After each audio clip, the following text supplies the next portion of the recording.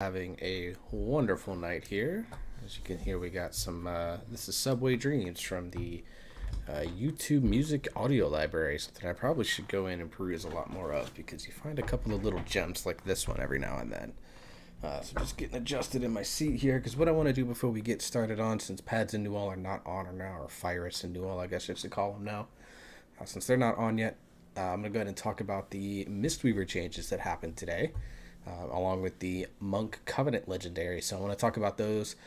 Obviously, it sounds like they're still. Let's go ahead. 0 right now. We're mana reduction.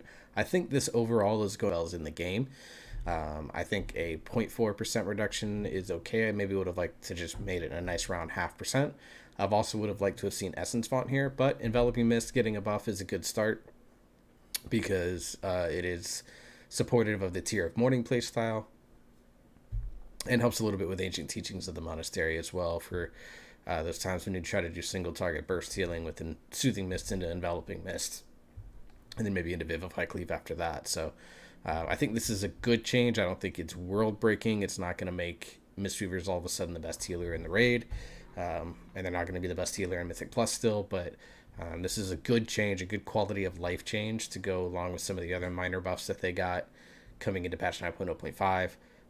Like I said, I think the biggest thing missing from mana costs now is just Essence Font. If they could have reduced that to maybe 6.5%, I think we'd be in a really, really good place mana-wise for Mistweavers. So we'll come back to the Mastery Gust of Mist. You see here that it includes Revival, but I want to talk about that in just a second because I kind of want to group these together. So Mistweaver Monk also got damage buffs. So we got an 8% buff to Rising Sun Kick, a 9% buff to Blackout Kick, and a 10% buff to Tiger's Palm.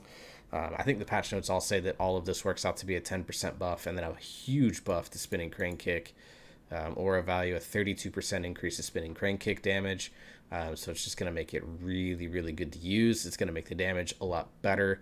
This really is supportive of the fist moving playstyle. I think it's going to increase Ancient Teachings of the Monastery's healing by roughly 10% as well. So it makes that legendary just even stronger to do. And I think I think we'll do a good job of fixing the biggest gap in the Mistweaver toolkit right now, which is the damage dealing, considering it is incentivized to be in melee. So I think this is going to be is all a very good set of changes. All right, now let's talk about Revival, because this one is a little bit interesting.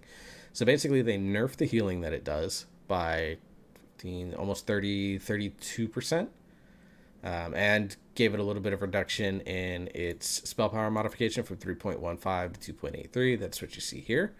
But they added it to your mastery to cause a gust of mist on all targets. That's what you're seeing here. So that's going to be an interesting change. It makes Revival an even bigger just throughput cooldown.